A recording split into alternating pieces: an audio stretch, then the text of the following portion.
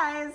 Well, we have just a couple of minutes this morning. We thought we'd sit down and kind of talk about what we read in September. Because people do sort of ask what we read and whatnot. Anyways, so first we're going to talk about the books that we read together. We have sort of a family tradition that every night we all gather and read a chapter in a book. Just 2 chapters? Just for fun. Or 2 chapters. Just for fun. It's a good family bonding thing. So the first book that we read in September was Ralphie's Mouse. Ralph S. Mouse is the next one in the series. This one's Runaway Ralph. But we do want to read Ralph S. Mouse, right? Because we really liked it? Or no? Hey, that got my turtle. You're so helpful. Okay, so Runaway Ralph is the sequel to The Mouse and the Motorcycle, which is what we read. It must have been August. So basically, Ralph is a mouse who lives in a hotel. He meets a boy. This is in this book. He meets a boy who has toys and specifically a motorcycle that Ralph is able to power by using his voice and can ride on it himself. Boom, boom, boom. Yeah. So, in Runaway Ralph, Ralph decides that he's kind of tired of being in the hotel, right? And decides to take his motorcycle on a real adventure. And he knows there's a summer camp up the street where he thinks there's lots of kids of peanut butter and jelly crumb making age, right? So he goes on a trip up to camp. And it talks about, he meets a dog, he meets a cat, he meets a gerbil, and kind of all in all realizes that the escape plan was really smart. Yeah. Let the cat hit the cage and then so he could get out. Oh yeah, you have a good memory. So it's kind of about him trying to get out and realizing that maybe it's not so bad at home after all. So what did we think? Yay or nay? Thumbs up? Thumbs up, thumbs down? What's your opinion? The ceiling? I'm thinking that means thumbs up because we're looking up. But we did really, and because I've been asked to get Ralph S. Mouse the next in the series. So yeah, we did really like these books though. We only had the first two of the series, but we got to it. Him and motorcycle. Oh yeah, that's in the next book. So I think we do plan on reading the next book because we did really like this series. We just didn't have it at the time. And so we switched it up because the next book that we read in September we can show you the movie. was James and the Giant Peach. And when we got finished, this is another one that we did end up watching the movie to after we were finished. So basically, James and the Giant Peach. James's parents die, as they do in so many books and movies.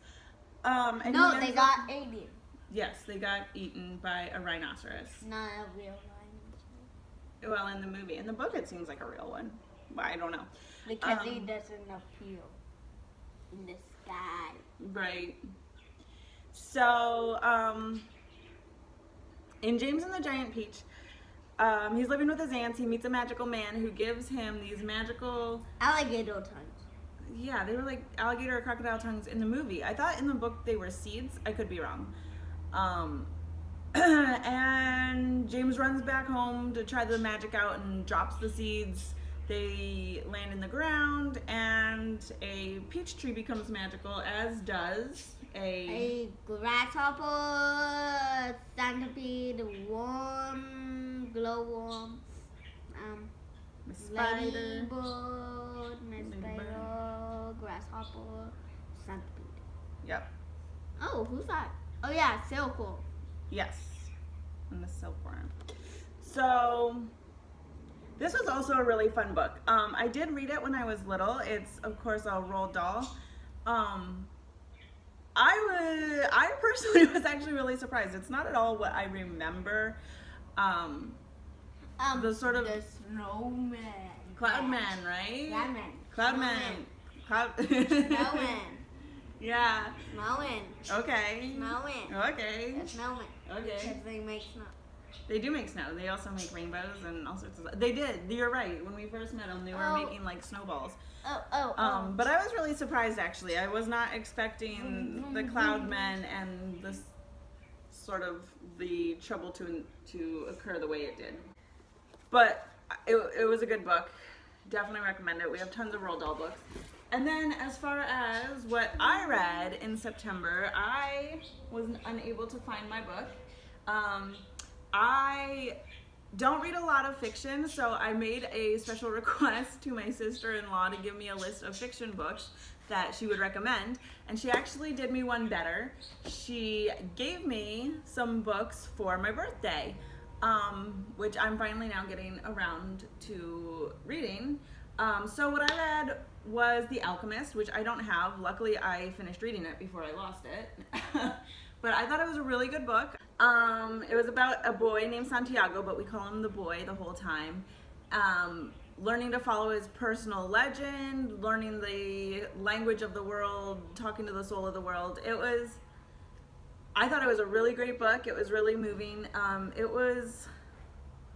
want to say some of the parts were somewhat expected. I kind of knew what was going to happen, but it was still exciting, yes, and still had its moments of surprise. And on Audible, I listened to The Power of Habit, which actually my son listened to like the first chapter with me, and he was like right on point. Like when I missed something because I was like making a turn or something, you know, in the car, and I go, oh, I have to rewind it. I didn't hear what he said. And he would tell me exactly what he said. So he really enjoyed it too. Of course, after the first chapter, I didn't really keep letting him listen to it because some parts got a little much for kids. But it was, but it was a really, really, really, really extremely good book. I totally recommend it. I loved it. It, of course, is more like the type of book that I usually read. I read a lot of nonfictions. I think it's just because I don't know how to find fiction books that are appropriate for me. Okay. Well, I'm doing this on my phone because my camera's having some issues, and I just got a phone call, so it just messed up the video. But starting again. It was really great on Audible. It was fun to listen to. Definitely, totally recommend it. It was great. And then the other book that I read was actually another fiction book. It was really interesting. It was called The 40 Rules of Love, I think. I might have to link that for you down below because I'm not entirely sure. But it was like also super fascinating. It was a book about a housewife who gets a job at a book editor or something, and so you're sort of reading about her and her like mundane, mediocre life, and then you're also reading the book that she's reading, and this whole relationship happens when she emails the author of the book, and gosh, I don't even know where to start with it. It was such an amazing book, so profound. I'm trying not to say too much because I don't know how to like do it without spoilers. But it was absolutely beautiful. Okay, so there's a lot of spirituality in this book as well. The main character of the book within the book is a Sufi, and it's during a time when there's a lot of conflict sort of between the Christians and the Muslims. So that does come into play a little bit, but I think more than anything, like his rules of love are not necessarily a spiritual thing or a Muslim thing or a Christian thing or anything. They're just these beautiful like these beautiful lessons he's learned about love over the years, and it's a gorgeous book. It's amazingly written. And yeah, that's it. That's what we've read in September, which is actually really funny because I always say like we don't read enough. I always feel like I never read enough. You think you never have time to read, especially as like a mom. You're always running around. But then when I sit down and actually think about it, maybe that's not so bad. I had one Kindle book, one Audible book, and then one book. So didn't do so badly. And trying to get through some more books for October so we can do another one of these videos because these are actually pretty fun. We like talking about books, and they're actually kind of very intimidating for me because talking about books is something that I've always been like, I don't know, I felt like judged about what I was reading all the time, which is a weird thing because at least you're reading, that's what matters. So don't feel judged about reading. Reading is a good thing. Okay. Like and subscribe. Blah blah. I'm covering Mom's face.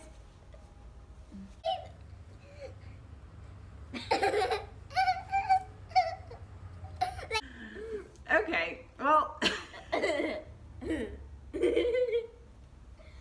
Oh, you're all wet. Yeah. Oh, hold on, I need to turn the light on. We have no light on us. Yeah. Is that any better? Not really, huh? I have one more. Ow.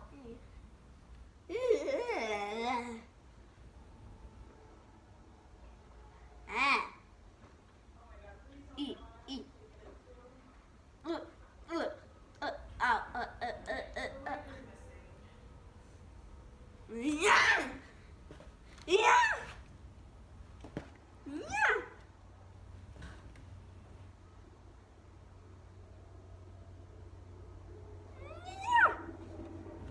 Yeah.